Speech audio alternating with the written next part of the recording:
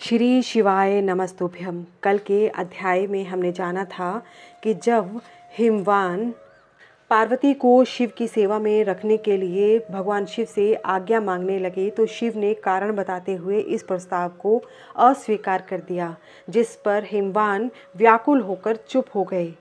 हिमवान को चकित जानकर पार्वती भवानी उस समय भगवान शिव को प्रणाम करके विशद वचन से इस प्रकार बोली।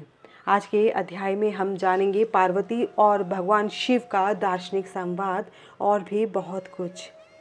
कथा प्रारंभ करने से पहले बोलते हैं नमः शिवाय, शिव शक्ति नमो नमः। भवानी ने कहा, योगिन, आपने तपस्वी होकर गिरिराज से यह क्या बात कह डाली।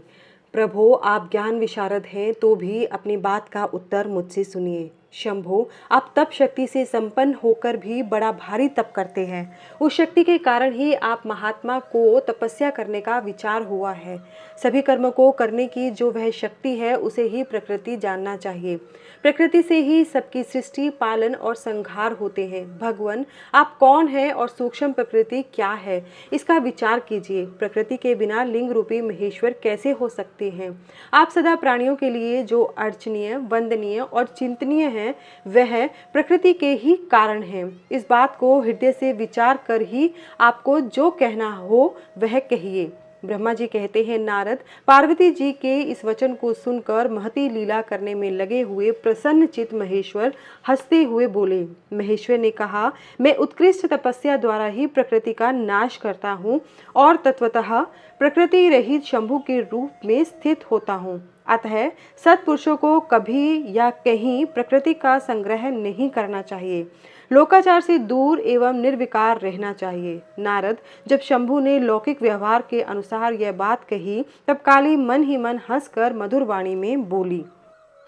काली ने कहा, कल्याणकारी प्रभु योगिन, आपने जो बात कही है क्या वह वाणी प्रकृति नहीं है? फिर आप उससे परे क्यों नहीं हो गए, अर्थात क्यों प्रकृति का सहारा लेकर बोलने लगे? इन सब बातों को विचार करके तात्विक दृष्टि से जो यथार्थ बात हो उसी को कहना चाहिए। यह सब कुछ सदा प्रकृति से बंधा हुआ है, इसलिए आपको न तो बोलना चाहिए और न ही कुछ करना ही चाहिए, क्योंकि करना और कहना सब व्यवहार प्राकृत ही है। आप अपनी बुद्धि से इसको समझिए। आप जो कुछ सुनते, खाते, देखते और करते हैं वह सब प्रकृति का ही कार्य है। झूठे वाद विवाद करना व्यर्थ है। प्रभु शंभो, यदि आप प्रकृति से परे हैं तो इस समय इस हिमवान पर्वत पर आप तपस्या किस लिए करते हैं? हर प्रकृति ने आपको निगल लिया है, अतः आप अपने स्वरूप को नहीं जानते। ईश, आप यदि अपने स्वरूप को जानते हैं तो किस लिए तप करते हैं? योगिन, मुझे आपके साथ वाद विवाद करने की क्या आवश्यकता है? प्रत्यक्ष प्रमाण उपलब्ध होने पर विद्वान पुरुष अनुमान प्रमाण को नहीं मानते। जो कुछ प्राणियों की इंद्रियों का विषय होता है वह सब ज्ञानी पुरुषों को बुद्धि से विचार कर प्राकृत ही मानना चाहिए। योगीश्वर, बहुत कहने से क्या लाभ? मेरी उत्तम बात सुनिए। मैं प्रकृति हूँ और आप पुरुष हैं। यह सत्य है, सत्य है, इसमें संशय नहीं है।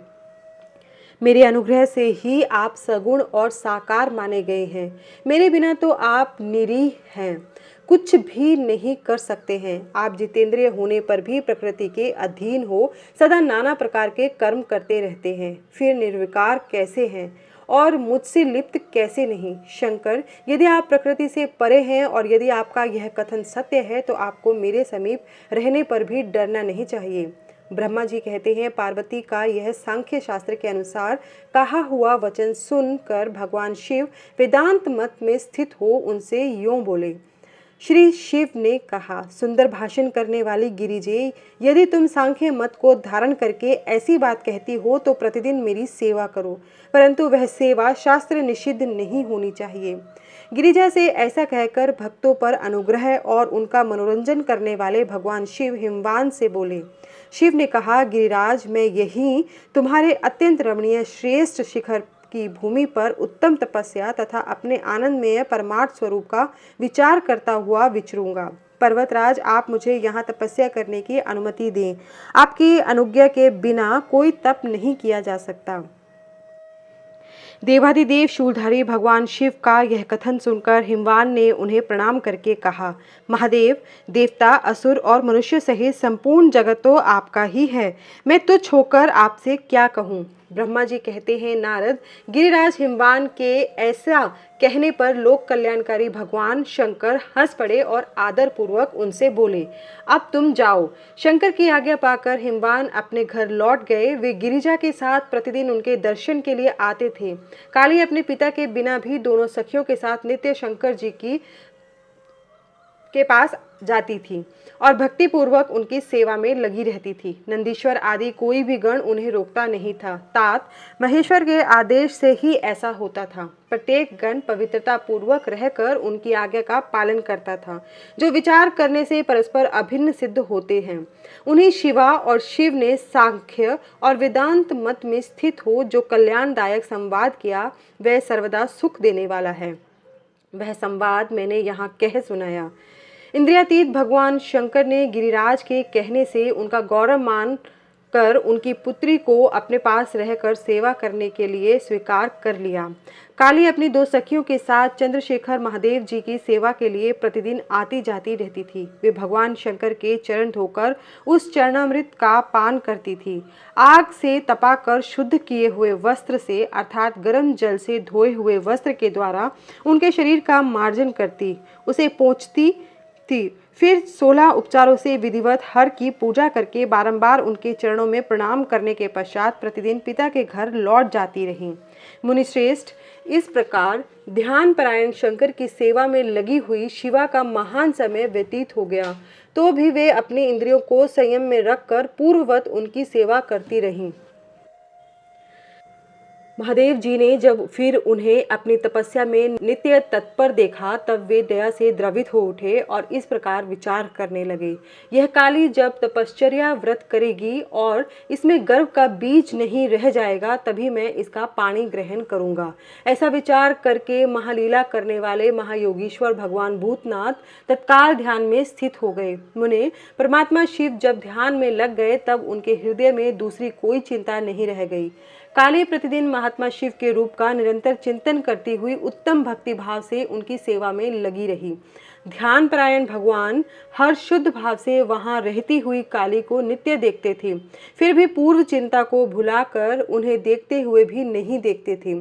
इसी बीच में इंद्रादि देवताओं तथा मुनियों ने ब्रह्मा जी की आज्ञा से कामदेव को वहां आदर पूर्वक भेजा।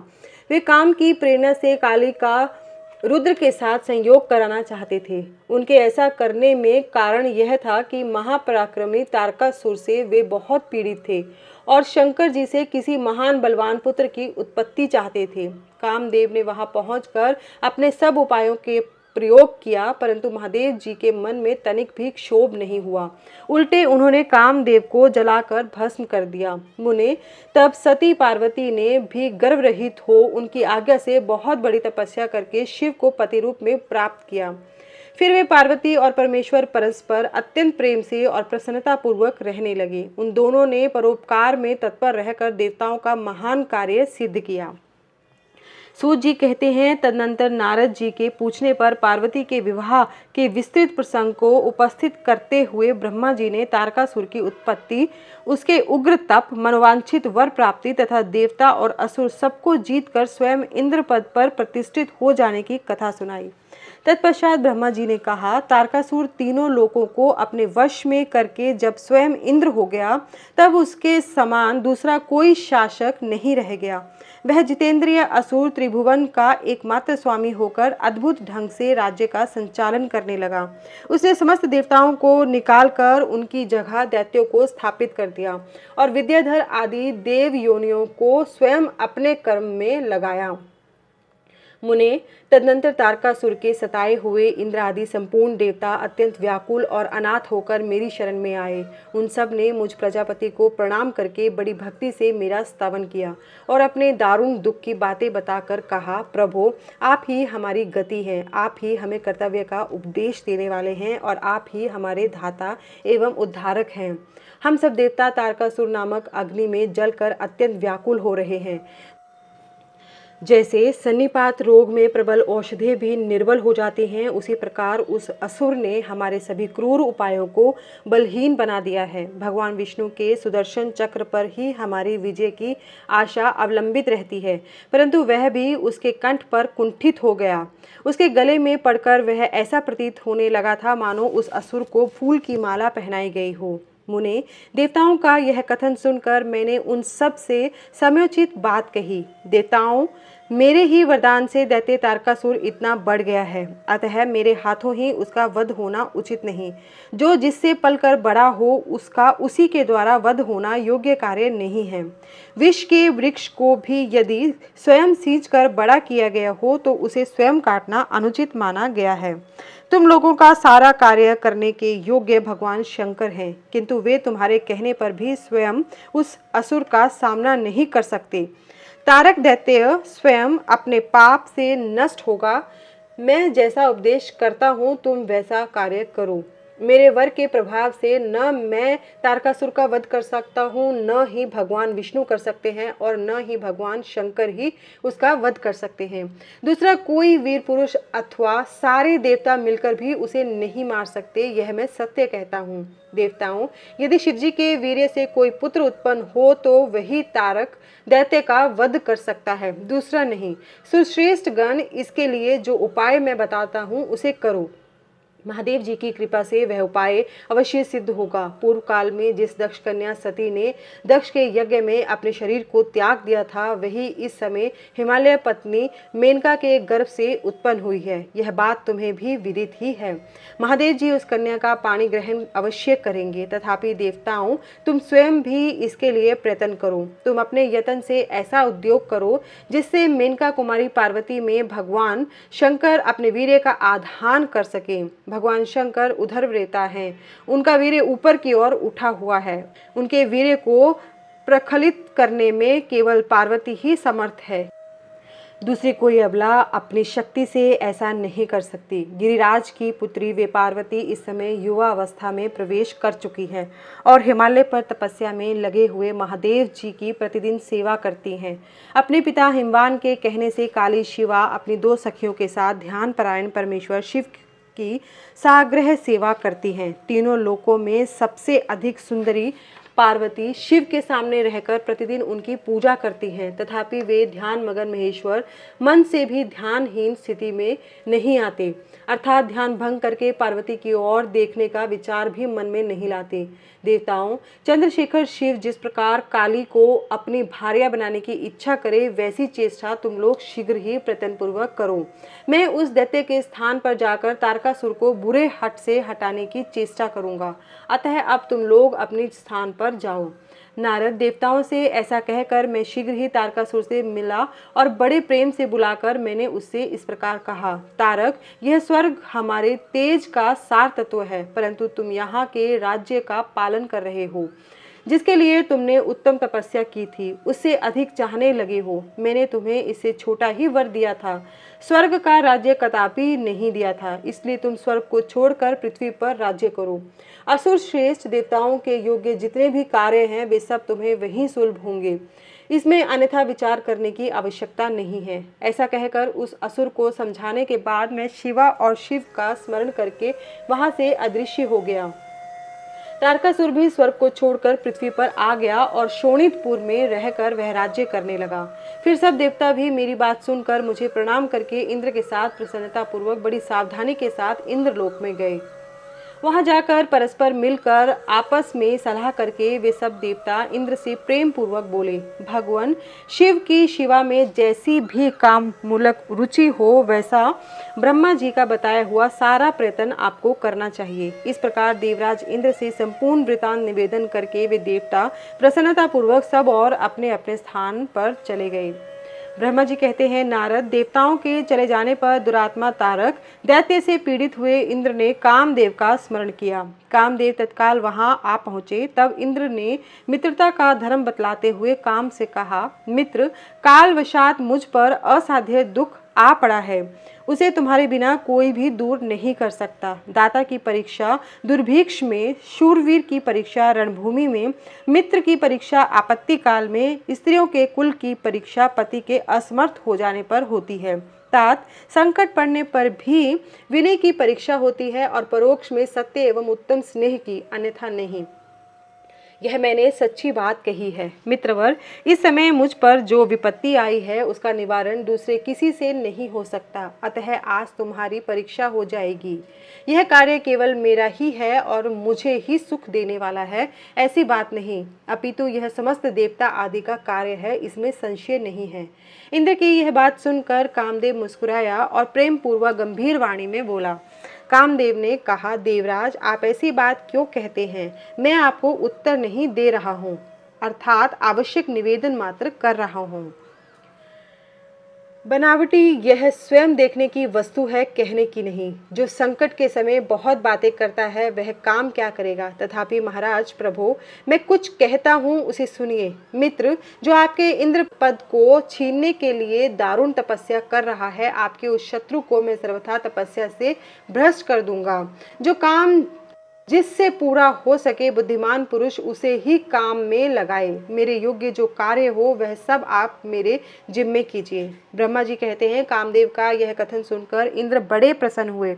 वे कामनियों को सुख देने वाले काम को प्रणाम करके उससे इस प्रकार बोले। इंद्र ने कहा, तात मनोभव, मैंने अपने मन में जिस कार्य को पूर्ण करने का उद्देश्य रखा है उसे सिद्ध करने में केवल तुम ही समर्थ हो, दूसरे किसी से उस कार्य का होना संभव नहीं है। मित्रवर, मनोभव काम जिसके लिए आज तुम्हारे सहयोग की अपेक्षा हुई है उसे ठीक ठीक बता रहा हूँ, सुनो।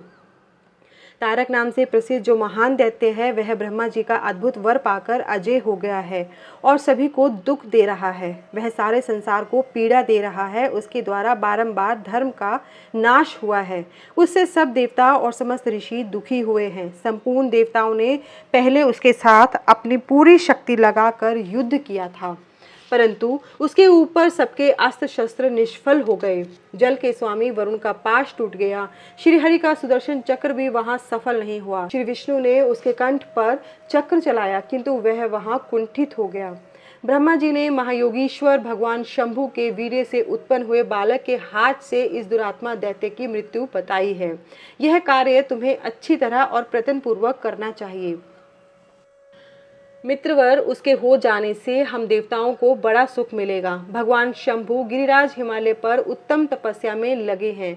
वे हमारे भी प्रभु हैं, कामना के वश में नहीं हैं, स्वतंत्र परमेश्वर हैं।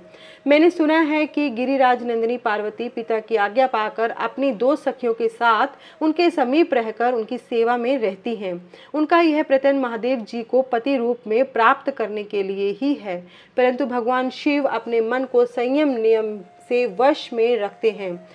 मार जिस तरह भी उनकी पार्वती में अत्यंत रुचि हो जाए, तुम्हें वैसा ही प्रयत्न करना चाहिए। यही कार्य करके तुम कृतार्थ हो जाओगे और हमारा सारा दुख नष्ट हो जाएगा। इतना ही नहीं, लोक में तुम्हारा स्थायी प्रताप फैल जाएगा। ब्रह्मा जी कहते हैं, नारद, इंद्र के ऐसा कहने पर कामदेव का मुखारविंद प्रसन्नता से खिल उठा। उसने देवराज से प्रेम पूर्वक कहा, मैं इस कार्य को करूंगा, इसमें संशय नहीं है। ऐसा कहकर शिव की माया से मोहित हुए काम ने उस कार्य के लिए स्वीकृति दे दी और शीघ्र ही उसका भार ले लिया। वह अपनी पत्नी रति और वसंत को साथ ले बड़ी प्रसन्नता के साथ उस स्थान पर गया जहाँ साक्षात योगीश्वर शिव उत्तम तपस्या कर रहे थे। ब्रह्मा जी कहते हैं, मुने, काम अपने साथी वसंत आदि को लेकर वहां पहुंचा। उसने भगवान शिव पर अपने बाण चलाए। तब शंकर जी के मन में पार्वती के प्रति आकर्षण होने लगा और उनका धैर्य छूटने लगा। अपने धैर्य का ह्रास होता देख महायोगी महेश्वर अत्यंत विस्मित हो मन ही मन इस प्रकार चिंतन करने लगे। शिव बोले, मैं तो उत्तम तपस्या कर रहा था, उसमें विघ्न कैसे आ गया? किस कुकर्मी ने यहाँ मेरे चित्त में विकार पैदा कर दिया? इस तरह विचार करके सत्पुरुषों के आश्रयदाता महायोगी परमेश्वर शिव शंका युक्त हो संपूर्ण दिशाओं की ओर देखने लगे। इसी समय वाम भाग में बाण खींचे खड़े हुए काम पर उनकी दृष्टि पड़ी। वह मूढ़चित मदन अपनी शक्ति के घमंड में आकर पुनः अपना बाण छोड़ना ही चाहता था।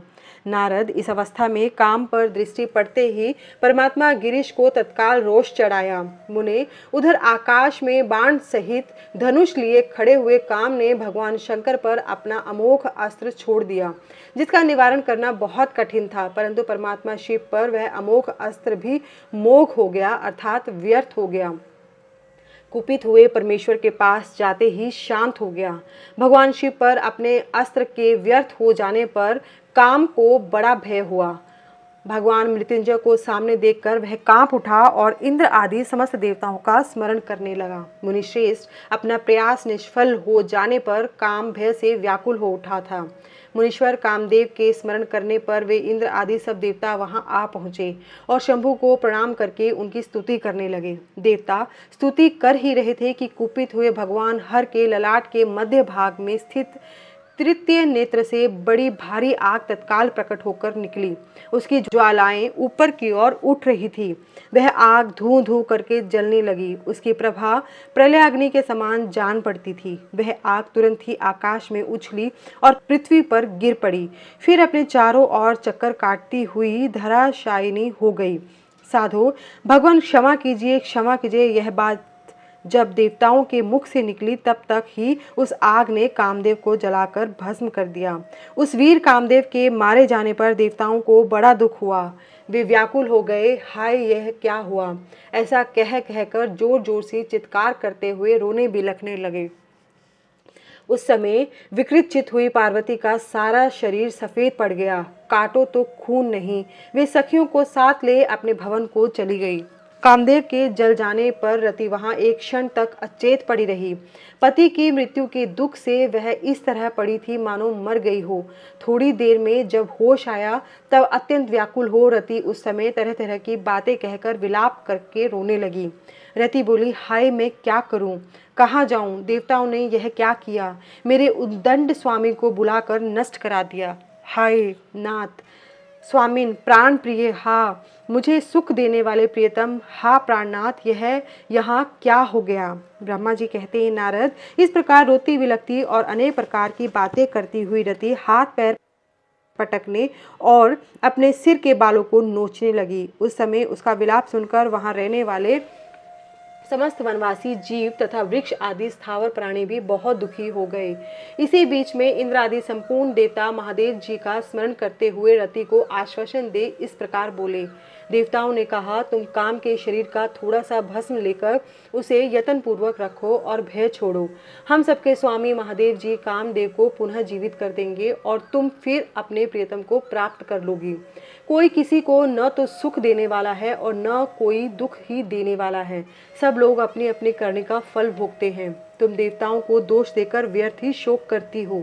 इस प्रकार रति को आश्वासन दे सब देवता भगवान शिव के पास आए और उन्हें भक्ति भाव से प्रसन्न करके यूं बोले।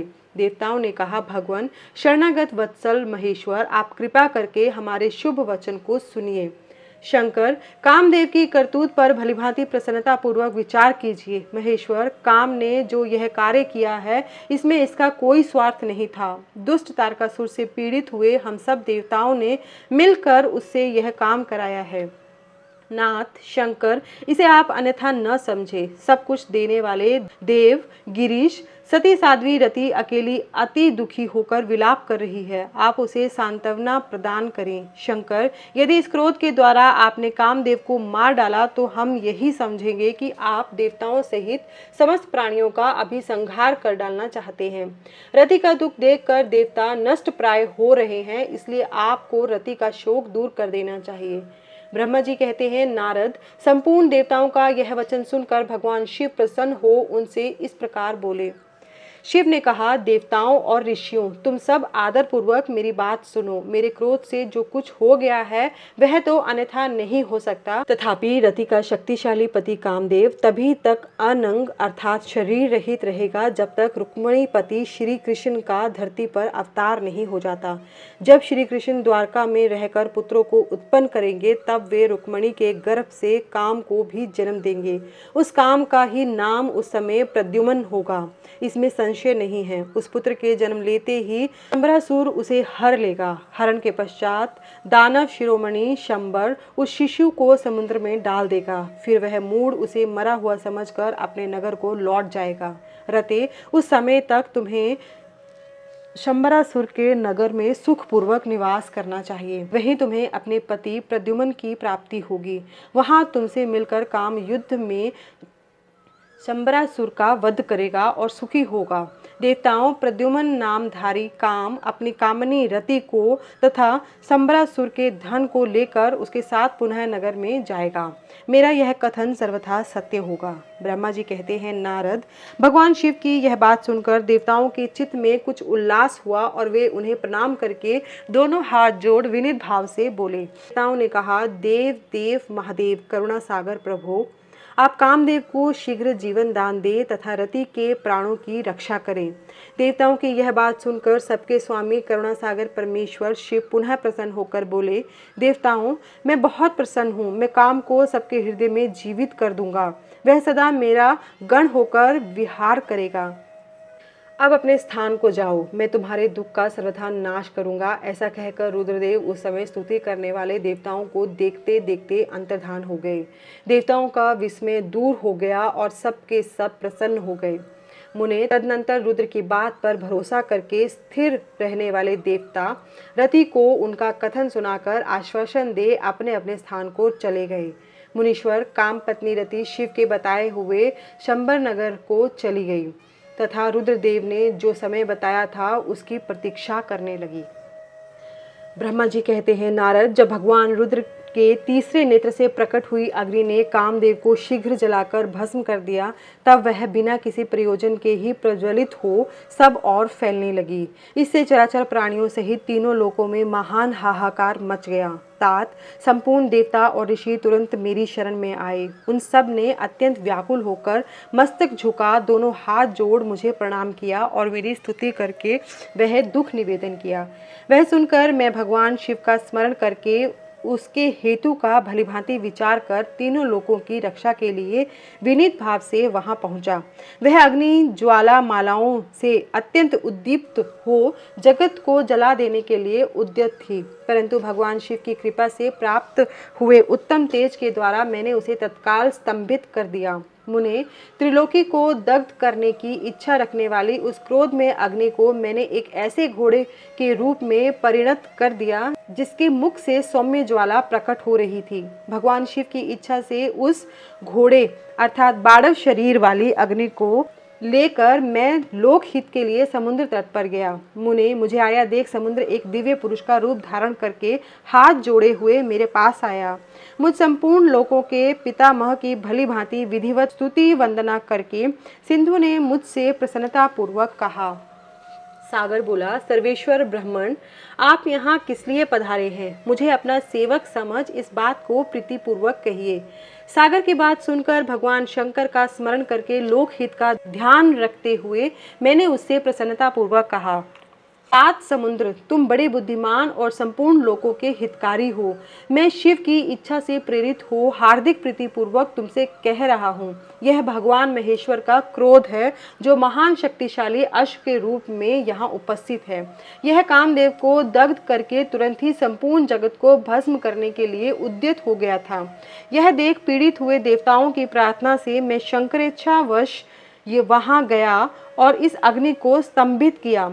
फिर इसने घोड़े का रूप धारण किया और इसे लेकर मैं यहाँ आया। जलाधार, मैं जगत पर दया करके तुम्हें यह आदेश दे रहा हूँ, इस महेश्वर के क्रोध को जो बाड़व का रूप लेकर मुख से ज्वाला प्रकट करता हुआ खड़ा है, तुम प्रलय काल पर्यंत धारण किए रहो।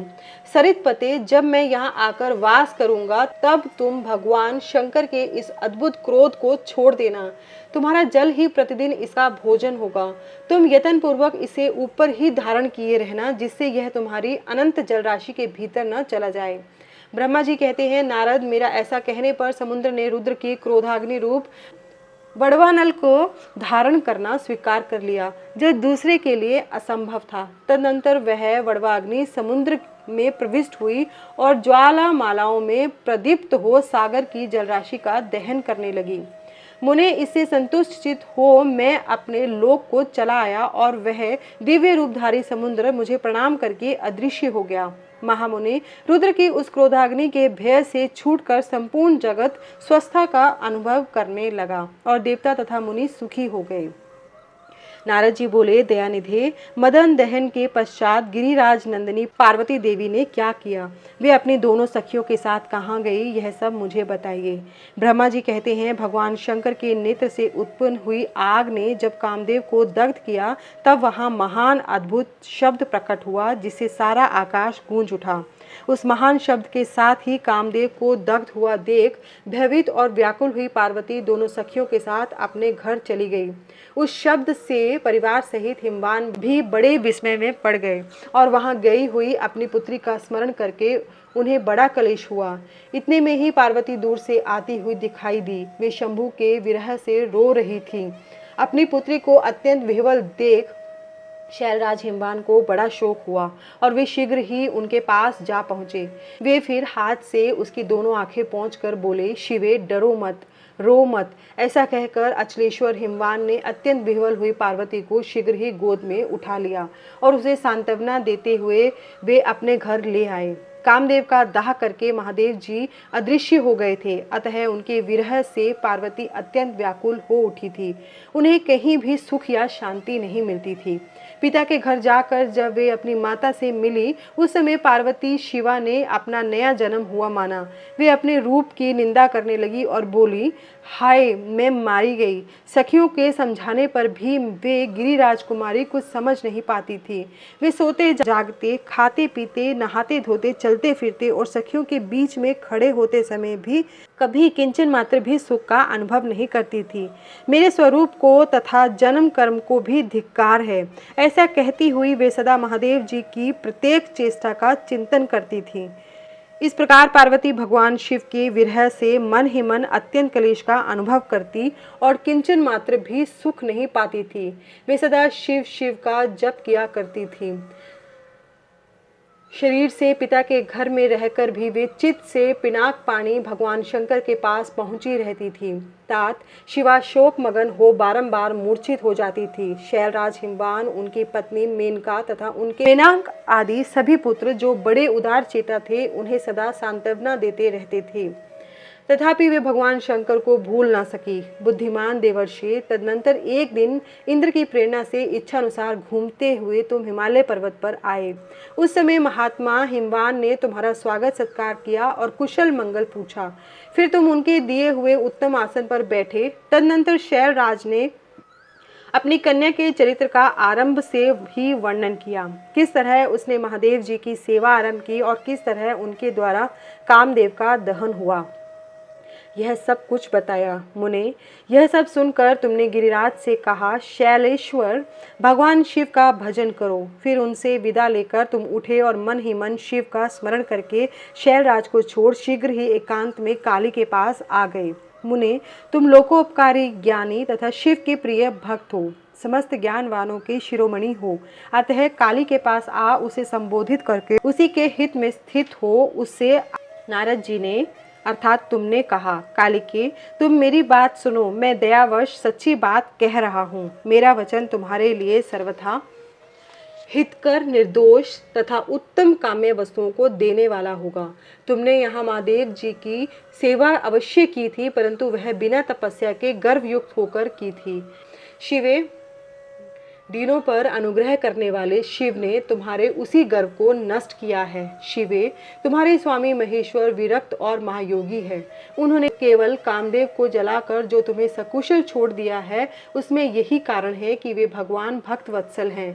अतः तुम उत्तम तपस्या में संलग्न हो चिरकाल तक महेश्वर की आराधना करो। तपस्या से तुम्हारा संस्कार हो जाने पर रुद्रदेव तुम्हें अपनी सहधर्मिणी बनाएंगे और तुम भी कभी उन कल्याणकारी शंभु का परित्याग नहीं करोगी। देवी, तुम हठ पूर्वक शिव को अपनाने का यत्न करो। शिव के सिवा दूसरे किसी को अपना पति स्वीकार न करना। ब्रह्मा जी कहते हैं, मुने, तुम्हारी यह बात सुनकर गिरिराज कुमारी काली कुछ उल्लसित हो तुमसे हाथ जोड़ प्रसन्नता पूर्वक बोली। शिवा ने कहा, प्रभु आप सर्वज्ञ तथा जगत का उपकार करने वाले हैं। मुने, मुझे रुद्रदेव की आराधना के लिए कोई मंत्र दीजिए। ब्रह्मा जी कहते हैं, नारद, पार्वती का यह वचन सुनकर तुमने पंचाक्षर शिव मंत्र नमः शिवाय का उन्हें विधि पूर्वक उपदेश किया। साथ ही उस मंत्र राज में श्रद्धा उत्पन्न करने के लिए तुमने उसका सबसे अधिक प्रभाव बताया। नारद, तुम बोले, देवी इस मंत्र का परम अद्भुत प्रभाव सुनो। इसके श्रवण मात्र से भगवान शंकर प्रसन्न हो जाते हैं। यह मंत्र सब मंत्रों का राजा और मनोवांछित फल को देने वाला है। भगवान शंकर को बहुत ही प्रिय है और साधक को भोग और मोक्ष देने में समर्थ है। सौभाग्यशालिनी, इस मंत्र का विधि पूर्वक जप करने से तुम्हारे द्वारा आधारित हुए भगवान शिव अवश्य और शीघ्र तुम्हारी आंखों के सामने प्रकट हो जाएंगे। शिवे, शोध संतोषादि नियमों में तत्पर रहकर भगवान शिव के स्वरूप का चिंतन करती हुई तुम पंचाक्षर मंत्र का जप करो। इससे आराध्य देव शिव शीघ्र ही संतुष्ट होंगे। साध्वी, इस तरह तपस्या करो। तपस्या से महेश्वर वश में हो जाते हैं। तपस्या से ही सबको मनवांछित फल की प्राप्ति होती है, अन्यथा नहीं। ब्रह्मा जी कहते हैं, नारद, तुम भगवान शिव के प्रिय भक्त और इच्छा अनुसार विचरने वाले हो। तुमने काली से उपयुक्त बात कहकर देवताओं के हित में तत्पर हो स्वर्गलोक को प्रस्थान किया। तुम्हारी बात सुनकर उस समय पार्वती बहुत प्रसन्न हुई। उन्हें परम उत्तम पंचाक्षर मंत्र प्राप्त हो गया था। ओम नमः शिवाय। इसके बाद के अध्याय में हम जानेंगे कि श्री शिव की आराधना के लिए पार्वती जी की दुष्कर तपस्या के बारे में और भी बहुत कुछ। तो यहीं पे श्री शिव पुराण की दूसरी संहिता रुद्र संहिता का तीसरा खंड पार्वती खंड का 21वां अध्याय समाप्त होता है। नमः शिवाय, नमः शिवाय, नमः शिवाय, नमो नमः।